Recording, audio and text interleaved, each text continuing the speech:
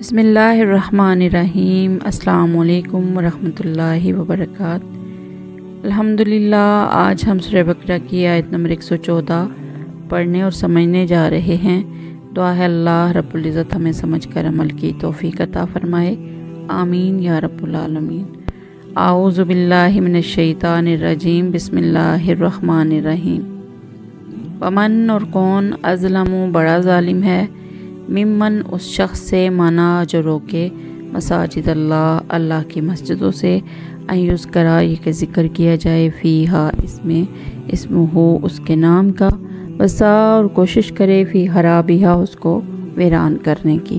اولئک یہی لوگ ہیں، ما کانا نہ تھا، لہم ان کے لیے، ان یدخلوہا کہ وہاں داخل ہوتے، الا مگر خائفین ڈرتے ہوئے، لہم ان کے لیے، فی الدنیا دنیا میں، خزی رسوائی ہے، ولہم اور ان کے لیے، فی الآخرۃ آخرت میں، عذاب عظیم عذاب ہے بڑا۔ ومن اظلم ممن منع مساجد اللہ ان یذکر فیہا اسمہ وسعی فی خرابیہا، اولئک ما کان لہم ان یدخلوہا الا خائفین، لہم فی الدنیا خزی وَلَهُمْ فِي الْآخِرَةِ عَذَابٌ عَظِيمٌ۔ اس شخص سے بڑھ کر ظالم کون ہے جو اللہ کی مسجدوں میں اللہ کا ذکر کیے جانے کو روکے، ان کی بربادی کی کوشش کرے۔ ایسے لوگوں کو خوف کھاتے ہوئے اس میں جانا چاہیے، ان کے لیے دنیا میں بھی رسوائی ہے اور آخرت میں بھی بڑا عذاب ہے۔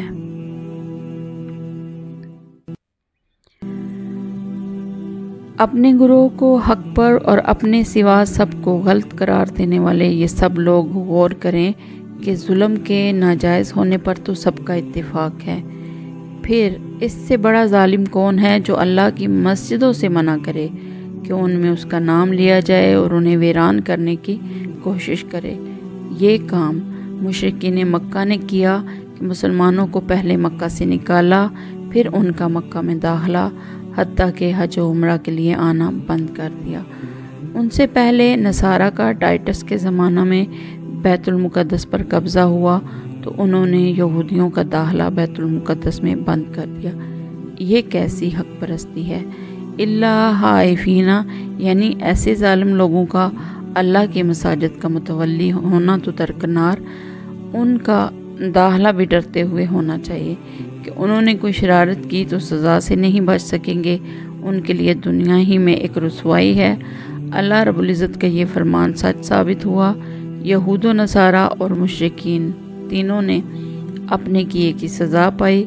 کعبہ اور بیت المقدس کی دیکھ بھال مسلمانوں کے ذمے آ گئی، چونکہ مسجدیں اللہ کی ہیں اور حق یہ ہے کہ ان میں صرف اللہ کا نام لیا جائے، اس لیے تمام مشرکین کو مسجد حرام کے قریب آنے سے روک دیا گیا، ہاں وہ بت پرست ہوں یا عزیر و مسیح پرست، کیونکہ وہ اکیلے اللہ کی عبادت نہیں کرتے۔ اب مسلمانوں میں وہی پہلی قوموں والے مشرکانہ عقائد و اعمال پھیل گئے اور وہ بدعمل ہو کر جہاد چھوڑ بیٹھے تو بیت المقدس پھر ان کے ہاتھ سے نکل گیا۔